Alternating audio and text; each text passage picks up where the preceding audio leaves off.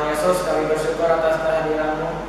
Walaupun kita harus ibadah secara online, berkatilah supaya ibadah ini dapat berjalan dengan lancar dan supaya jemaat dapat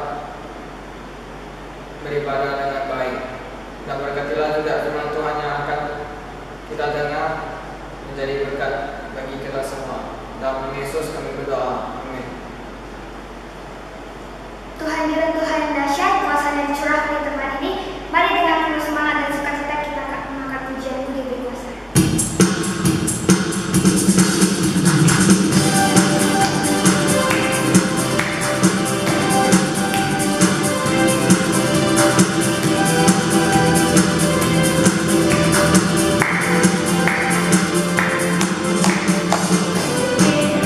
Kuasa dan mulia.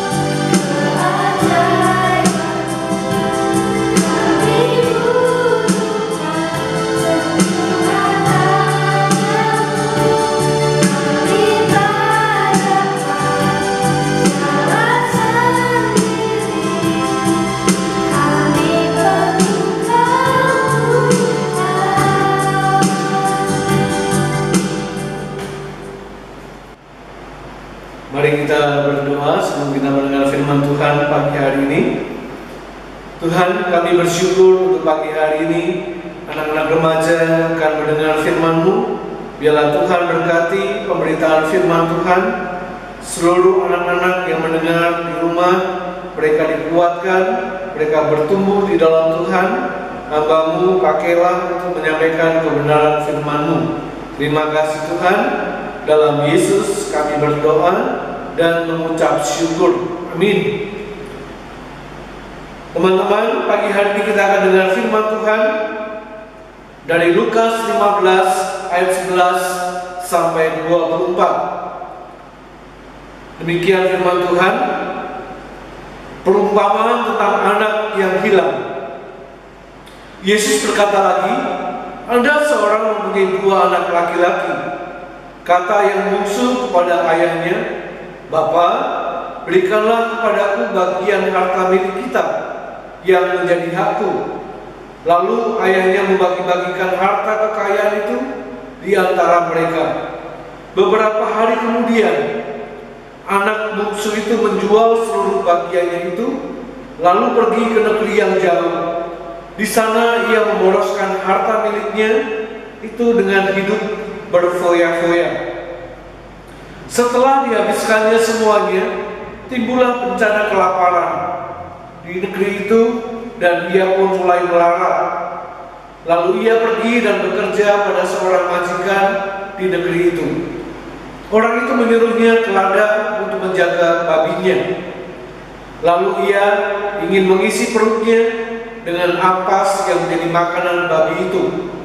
Tapi tidak seorang pun yang memberikan kepadanya.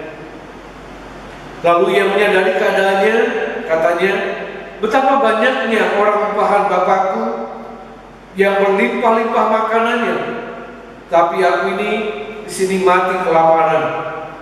Aku akan bangkit dan pergi kepada Bapakku dan berkata kepadanya, Bapa, aku telah berdosa terhadap surga dan terhadap Bapa. Aku tidak layak lagi disebutkan anak Bapa. Jadikanlah aku sebagai salah seorang upahan Bapa. Maka bangkitlah ia pun dan pergi kepada bapaknya. Ketika ia masih jauh, ayahnya telah melihatnya. Lalu tergeraklah hatinya oleh belas kasihan. Ayahnya itu berlari mendapatkan dia, lalu merangkul dan mencium dia. Kata anak itu kepada bapaknya, aku telah berdosa terhadap surga dan terhadap Bapa. Aku tidak layak lagi disebut anak Bapa. Ternyata ayah itu berkata kepada hamba-hambanya, lekaslah, bawa kemari jubah yang terbaik, pakailah itu kepadanya, dan kenakanlah cincin pada jari dan sepatu pada kakinya. Dan ambillah anak lembu tambun itu, sembelihlah dia, dan marilah kita makan bersukacita. Sebab anak ini telah mati dan menjadi hidup kembali, ia telah hilang dan didapat kembali. Maka mulailah mereka bersukacita. Teman-teman yang dikasihi Tuhan, dari cerita firman Tuhan ini, anak si bungsu ini dia minta bagian, minta warisan kepada bapaknya ketika bapaknya masih hidup. Menurut saya layak, karena anak si bungsu ini mungkin dia ingin berusaha dan hidup mandiri, sehingga ketika orang tuanya, ketika ayahnya masih hidup, dia minta warisan. Dan apa yang ayahnya memberikannya? Ayahnya memberikan, tapi Alkitab berkata, beberapa hari kemudian anak bungsu itu menjual seluruh bagiannya itu, lalu pergi ke negeri yang jauh. Di sana ia memboroskan harta miliknya itu dengan hidup berfoya-foya. Anak bungsu ini dia tidak bertanggung jawab. Setelah meminta harta warisan, dari orang tuanya. Dia hidup berfoya-foya. Dia menghambur-hamburkan harta orang tuanya. Dia hidup dalam kemegahan dan kemewahan. Ini menjadi masalah. Seringkali Tuhan memberikan berkat yang begitu luar biasa terhadap kita.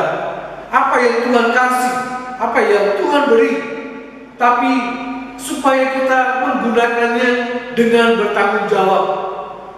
Anak si bungsu ini meminta harta dari orang tuanya, tapi dia tidak bertanggung jawab. Justru dia hidup berfoya-foya, dia menghabiskan hartanya, dia menjual semua hartanya. Setelah dihabiskannya, timbullah bencana kelaparan. Kemudian keadaan itu memburuk. Teman-teman, situasi itu tidak bisa kita prediksi. Tapi apa yang ada pada kita, yang menjadi bagian kita, yang seharusnya kita memiliki hikmat untuk mengelola, memanage berkat-berkat Tuhan yang Tuhan percayakan kepada kita, supaya kita bisa bertahan. Kalau anak si bungsu ini dia memperoleh harta warisan dari ayahnya, kemudian dia pakai untuk usaha, untuk mengembangkan usahanya, pasti dia jadi orang yang sukses. Tapi sayangnya si bungsu ini salah jalan, salah langkah. Masalah datang dari hal yang dia tidak pikirkan, dari hal yang dia tidak pernah duga. Timbullah bencana kelaparan di dalam negeri itu, dan ia pun mulai melarat. Hartanya sudah habis. Di negeri itu timbullah kelaparan yang besar. Dia sudah melarat. Si bungsu ini sudah salah jalan. Dia menghabiskan semuanya. Ibarat sudah jatuh, tertimpa tangga lagi. Dikatakan lalu dia pergi dan bekerja pada seorang majikan di negeri itu. Orang itu menyuruh ke ladang untuk menjaga babinya. Sebenarnya anak si bungsu ini dia baik. Melihat kasus ini, dia orang yang terus berusaha ingin memperbaiki hidupnya. Walaupun dia sudah jatuh, kehabisan harta bendanya, sampai melarat, tapi dia masih ingin memperbaiki hidupnya dengan cara bekerja. Dia bukan orang yang malas. Si bungsu ini dia mau bekerja, dan dia dikatakan lalu ia ingin mengisi perutnya dengan ampas yang menjadi makanan babi. Tapi tidak seorang pun yang memberikan kepadanya. Coba kita bayangkan, yang baik yang dia lakukan, dia bekerja, tapi ia tidak mendapatkan respon yang baik dari orang-orang yang ada di sekitarnya. Justru keadaannya semakin buruk. Ketika dia lapar, dia ingin makan, makanan pun tidak ada seorang pun yang mau memberikannya. Padahal makanan babi, sisa-sisa makanan babi pun tidak ada orang yang mau memberikan kepada dia. Tapi si bungsu ini, menurut saya, dia luar biasa. Kalau kita perhatikan di dalam ayat 17, lalu ia menyadari keadaannya, katanya, betapa banyaknya orang upah Bapakku yang berlimpah-limpah makanannya, tapi aku di sini mati kelaparan. Si bungsu ini dia menyadari keadaannya, menghadapi situasi yang sulit, yang susah. Seringkali kita berkata, saya sudah berusaha tapi selalu gagal, dan gagal. Tapi melalui firman Tuhan hari ini mengajarkan kepada kita bahwa ketika kita mengalami keterpurukan, kegagalan, hal-hal yang sulit, seharusnya kita harus menyadari bahwa hidup kita ini tidak sendiri. Kita punya Tuhan yang dapat diandalkan. yang dapat menolong kita. Kita punya Tuhan yang dapat menjadi sandaran kita. Kita masih ada teman, masih ada saudara-saudara rohani. Dalam tanda kutip, bukan berarti kita harus bersandar pada teman, saudara-saudara kita. Tapi ini satu kesadaran. Ketika kita dalam keadaan yang terpuruk, yang buruk, yang gagal, yang sulit sekalipun, kita boleh datang kepada Tuhan. Seringkali kita mengalami masalah, rasanya tidak seperti orang yang paling terpuruk. Ketika kita menghadapi masalah yang berat, seharusnya kita menyadari, kita menginsafi keadaan kita. Sesudah berusaha dan bekerja, kerjanya begitu berat. Mau makan ampas babi pun tidak ada yang memberi. Sangat malang nasib dari si bungsu ini. Dia sudah berusaha dan berusaha, tapi usahanya gagal. Ketika perutnya sudah lapar, dia ingin makan. Makanan sisa pun tidak ada orang yang mau memberinya. Tapi si bungsu ini dia menyadarinya. Kemudian dia menyesalinya. Ngapain hidup seperti ini? Lebih baik aku kembali kepada bapakku. Karena banyaknya orang upahan bapakku yang berlimpah-limpah makanannya, tetapi aku di sini mati kelaparan. Kemudian kalau kita perhatikan ayat 18, aku akan bangkit dan pergi kepada bapakku dan berkata kepadanya. Si bungsu ini luar biasa. Ketika dia mengalami kegagalan, ketika dia mengalami keterpurukan, ketika dia mengalami masalah yang besar, sikap yang dia ambil adalah yang pertama, dia sungguh-sungguh menyadari keadaannya. Kemudian yang kedua, dia tidak berhenti hanya menyadari keadaannya, tapi si bungsu ini dia bangkit dan pergi.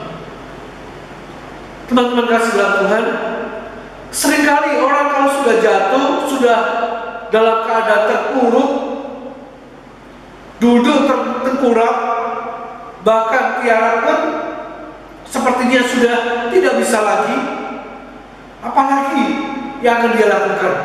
Kebanyakan orang akan menyerah. Tapi si bungsu ini dia tidak menyerah dalam keadaan yang dia alami, dalam keadaan yang dia hadapi.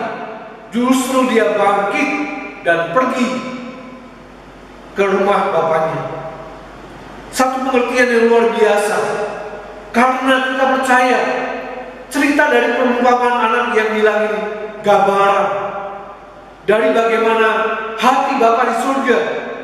Tuhan tidak menolak kita walaupun kita berbuat dosa, selalu berbuat dosa dan dosa, tapi Tuhan selalu membuka tangannya.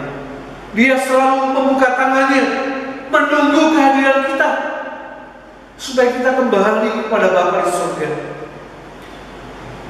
Si bungsu ini dia bangkit dari keterpurukan. Si bungsu ini dia bangkit dari kegagalan. Si bungsu ini dia bangkit dari segala masalah yang dia hadapi.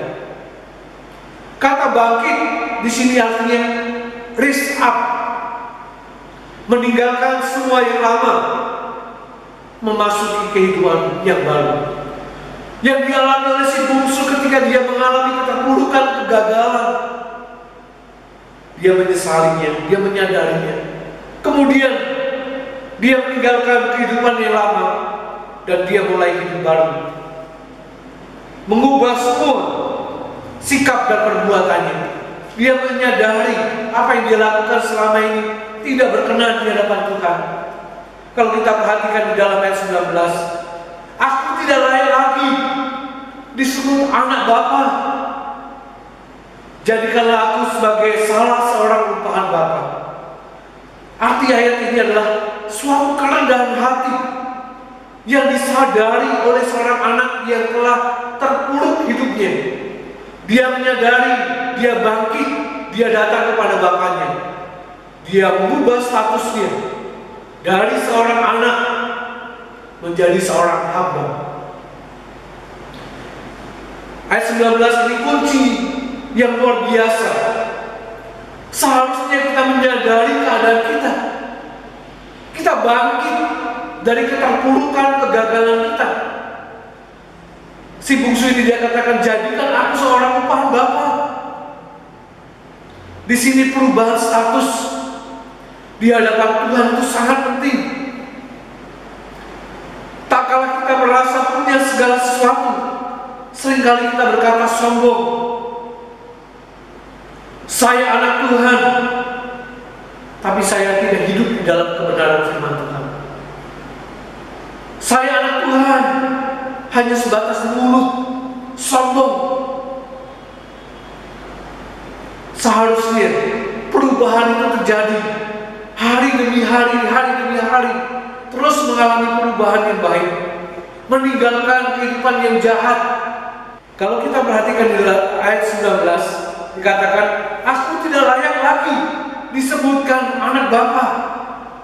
Jadikanlah aku sebagai seorang upahan Bapa. Arti dari ayat ini adalah satu kerendahan hati yang disadari oleh seorang anak yang telah terpuruk hidupnya, telah gagal.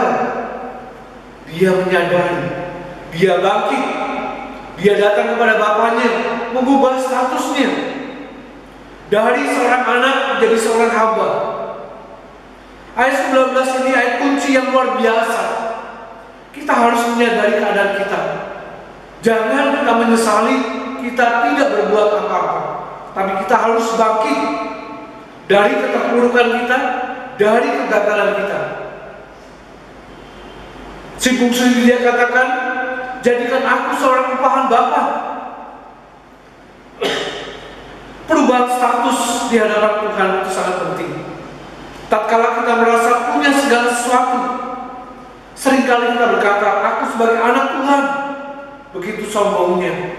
Mulut kita berkata, aku anak Tuhan, tapi hidup perilaku kita tidak mencerminkan anak Tuhan. Si bungsu ini dia menyadari keterpurukan kegagalannya, sehingga dia katakan, jadikan aku hamba, seorang upahan, sebagai pegawai. Maka ini yang membedakan dari keadaan dan kesulitan hidup kita. Kita harus menyadari, kita harus berubah, bermetamorfosis. Perubahan itu terjadi setiap hari.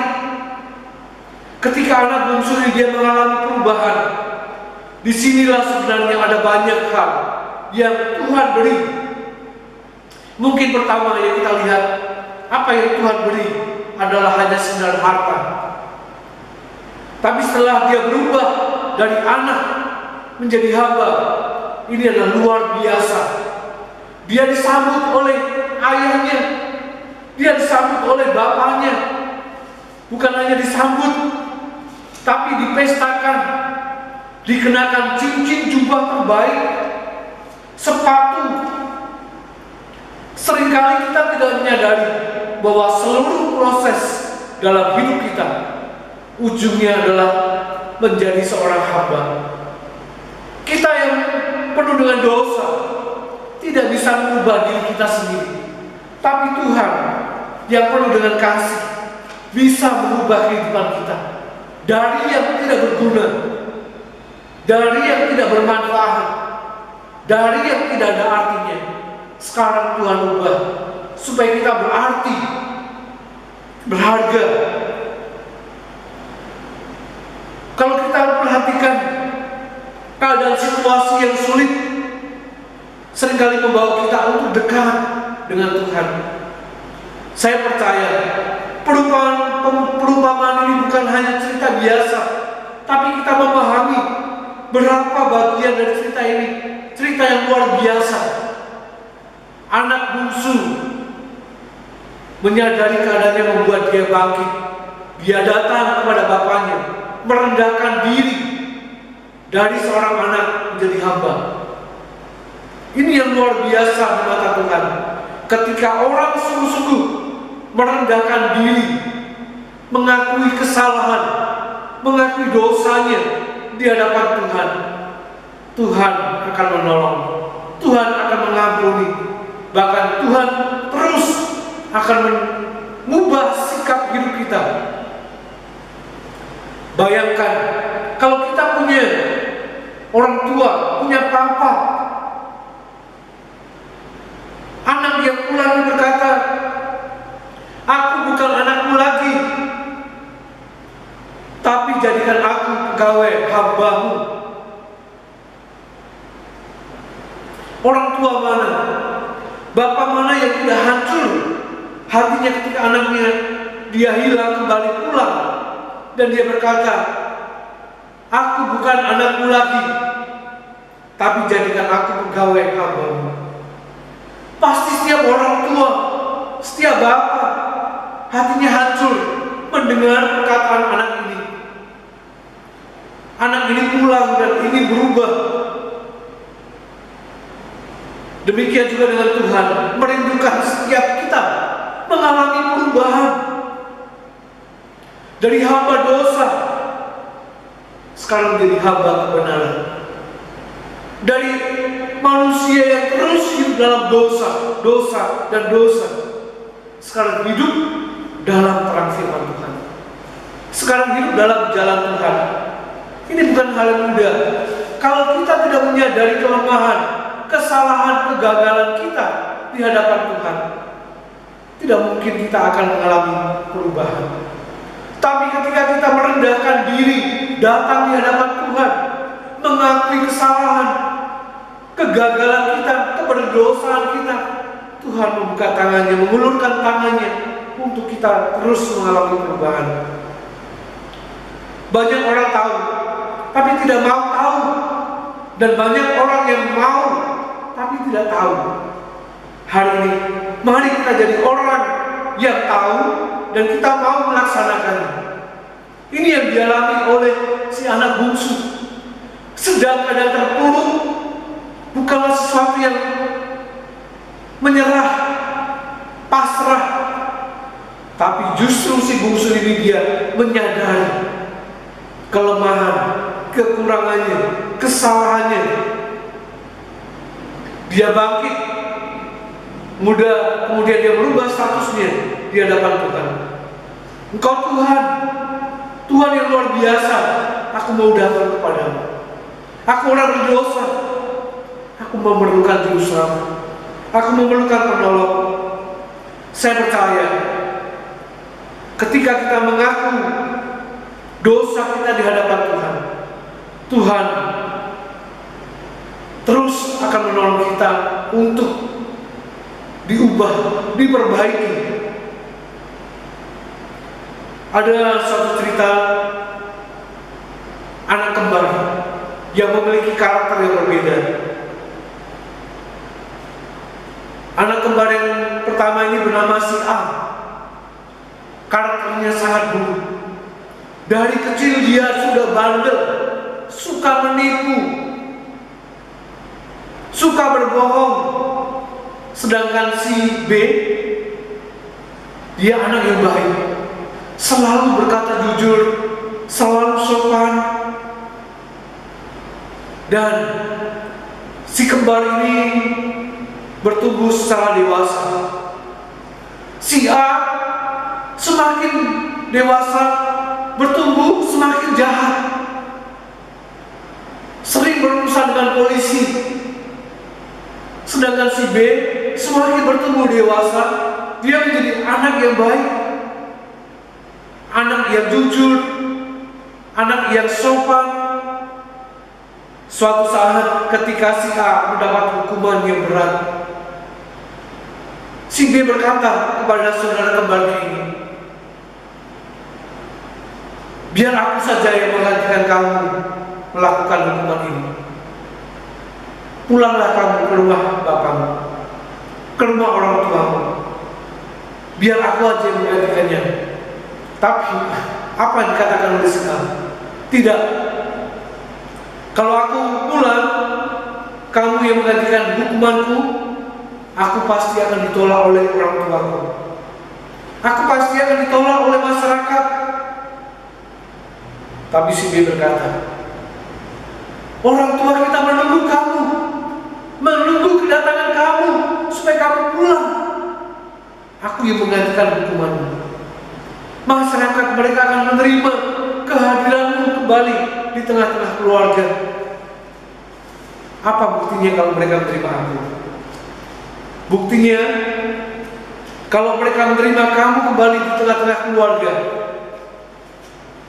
mereka akan memasang bendera putih untuk menyambut kamu. Kemudian si A, dia berkata kepada saudaranya si B, oke lah kalau memang itu kerinduan orang tua kita. Si B menggantikan melakukan hukumannya. Si A dibebaskan. Ketika si A dia ingin pulang ke rumah, dia melewati satu jalan melihat bendera putih. Tandanya orang-orang menyambut dia. Kemudian di depan rumahnya juga ada bendera putih. Tapi dia takut untuk mengetuk pintu. Dia kembali berjalan keliling. Kemudian kembali lagi ke rumahnya. Dia memberanikan diri mengetuk pintu. Papa, ini aku si A kembali ke rumah. Ketika keluarganya menerima si A, hatinya merasa lega. Demikian juga ketika kita berbuat dosa, kita kembali kepada Tuhan. Pasti kita akan merasakan kasih-Nya. Tuhan yang penuh kasih tidak membiarkan anaknya terus hidup dalam dosa. Dosa akan membawa hukuman maut, kebinasaan. Tapi setiap orang yang berbuat dosa, dia datang dengan penuh kerendahan hati di hadapan Tuhan. Tuhan mau menerima keadaan kita yang dosa ini, walaupun itu sulit. Tapi Tuhan mau menerima kembali kita. Anak yang hilang ini dia kembali kepada bapaknya, disambut dengan penuh sukacita. Apalagi kita orang berdosa, kita kembali kepada Tuhan. Tuhan akan menerima keberadaan kita. Teman-teman kasih dalam Tuhan, keadaan manusia yang jauh dari Allah seringkali menyeret ke dalam kehidupan yang semakin sulit. Sekalipun kita akui, pertama-tama dalam keadaan merasakan kepuasan, kesenangan, kebebasan, seringkali membuat kita bisa menjauh dari Tuhan. Semua apa yang kita ingin bisa kita menikmatinya. Kesenangan kita seringkali membuat kita untuk jatuh dalam dosa. Iblis selalu menawarkan kenikmatan, kesenangan, tapi akan membawa kehancuran. Iblis selalu menawarkan supaya anak-anaknya hidup dalam kenikmatan, dalam kesenangan dunia. Apa yang ditawarkan dunia sangat menarik, menyenangkan, tapi membuat manusia menjauh dari Allah, membuat manusia hidup dalam dosa. Dosa akan membawa hukuman yang berat, yaitu maut. Kalau kita melihat keberadaan anak bungsu ini, dia yang hidup dalam pesta pora, berfoya-foya, hidup dalam kenikmatan dengan harta yang begitu banyak, tapi akhirnya dia hidup melarat, mengalami penderitaan akibat dosa dari perbuatannya sendiri. Kadang-kadang keinginan daging dunia menawarkan kenikmatan, namun hanya sementara, hanya sesaat.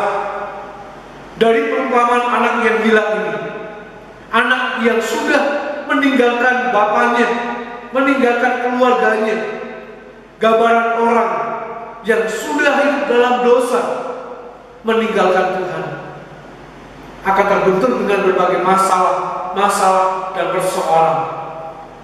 Dari perumpamaan ini kita dapat melihat bahwa di saat kita sudah semakin menjauh dari Tuhan, semakin suram hidup kita, semakin gagal hidup kita, bangkit, kembalilah kepada Allah.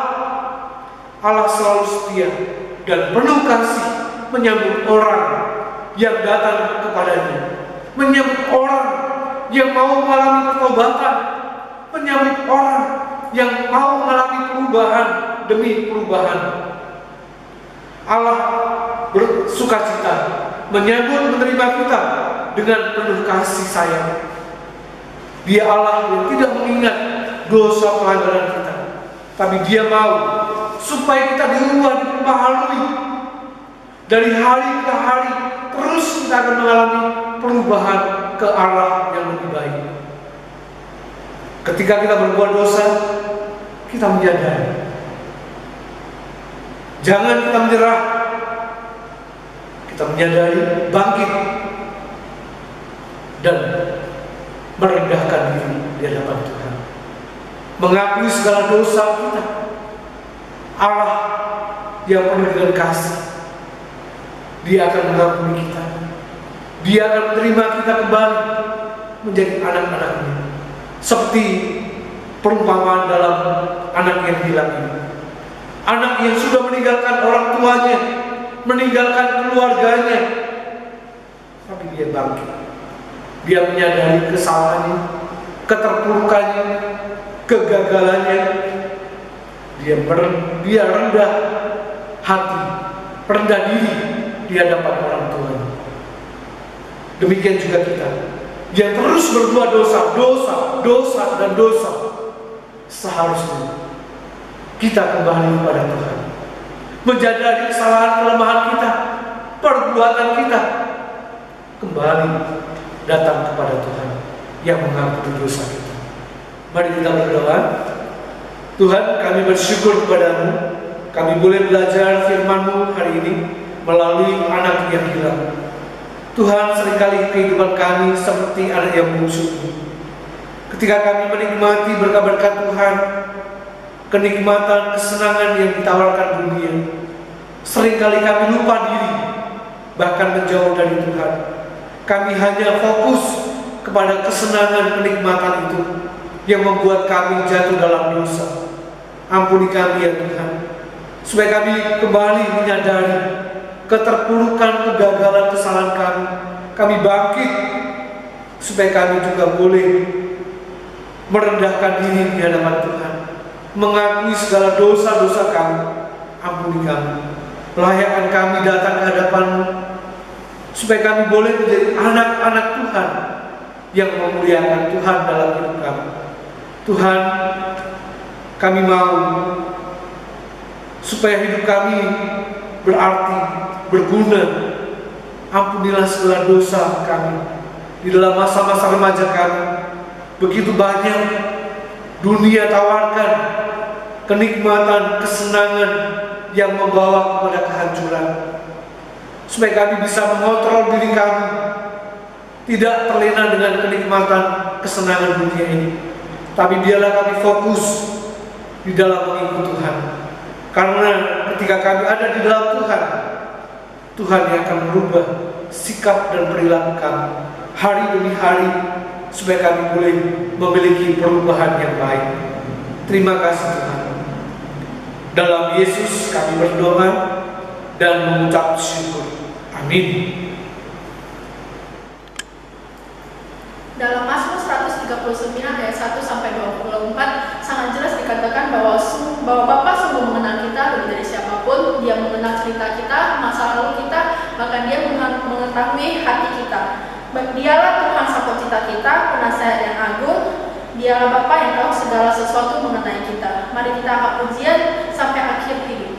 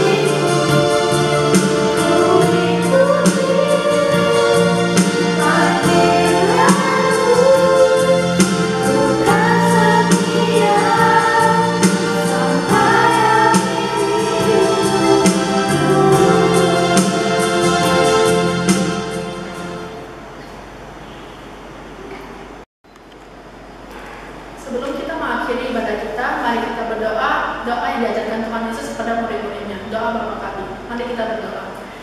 Kami yang di surga, dikuduskanlah namamu, datanglah kerajaanmu, jadilah kehendakmu di surga. Berikanlah kami pada hari ini makan kami yang secukupnya, dan ampunilah kami kesalahan kami, seperti kami juga mengampuni kesalahan kepada kami.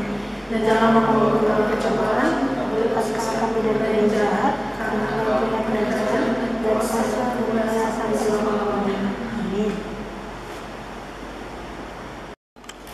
Demikian ibadah minggu hari ini, kiranya dapat memberkati